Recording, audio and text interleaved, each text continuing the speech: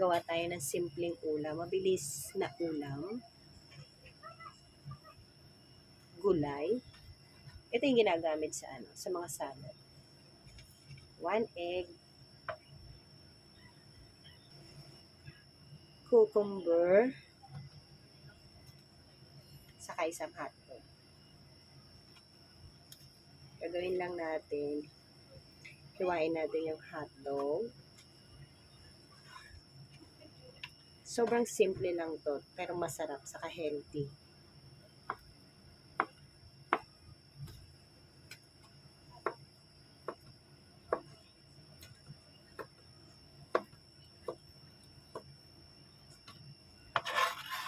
Set aside. Tapos itong pipino, 1/4 lang nung isang malaki. Satisfied ka na dito.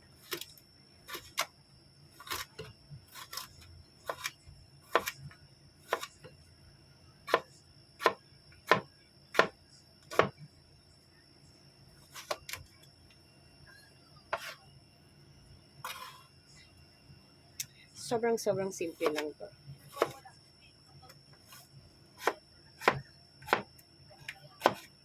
Kahit anong klaseng hiwa, pwede. Sama na natin yung buto. Better yung manipis lang. Tapos, itong romaine.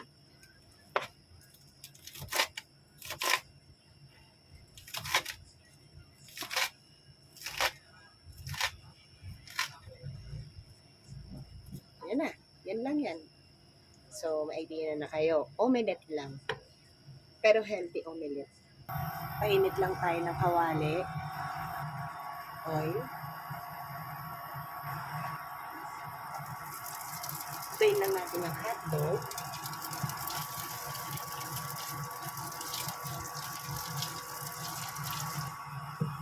Pagluto na yung hotdog, lagay lang natin yung mga gulay.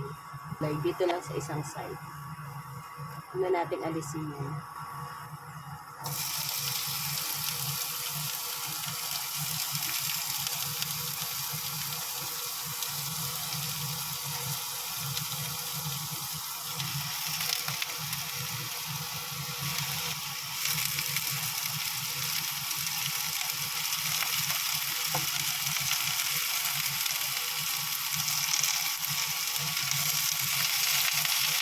Hanggang sa maluto siya.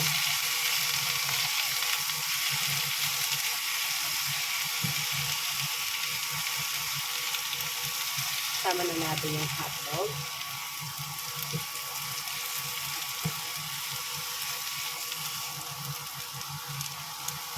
Ayan, luto na lahat sila. Gulay, saka yung hotdog. Hahanguin natin sila.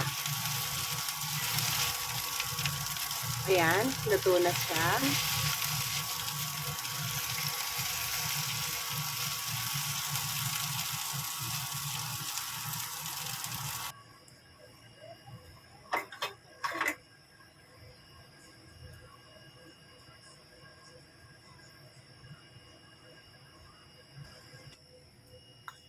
Isang egg lang lagay natin.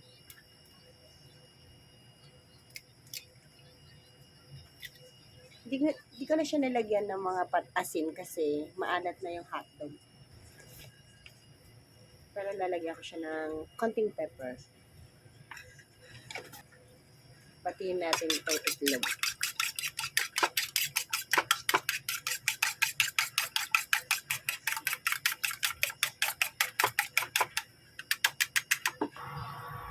Lagyan ulit natin ng mantika.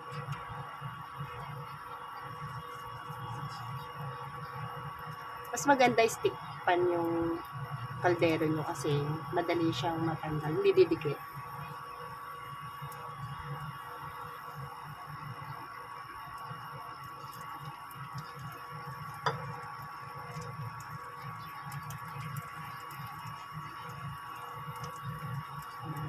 Ipangrarap lang natin itong egg.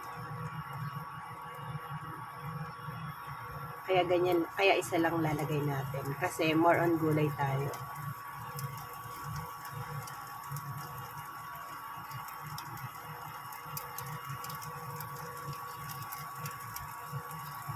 Lagay natin yung mga niluto nating gulay.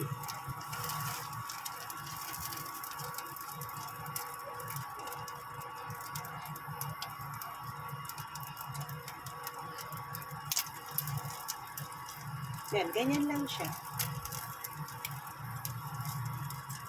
Hindi na natin kayang irap. Kasi masyado marami yung gulay. Pero okay lang yan. Mas masarap pa rin yan. Basta isang egg lang para healthy. Yan. That's it. Done na yan. Lilipat na natin siya sa plate.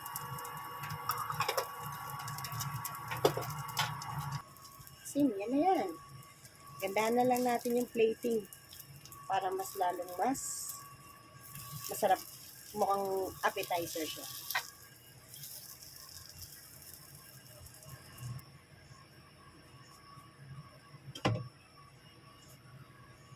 Mas maganda sana kung nakarap yan. Kaso maliit yung itlog. Pero okay na rin.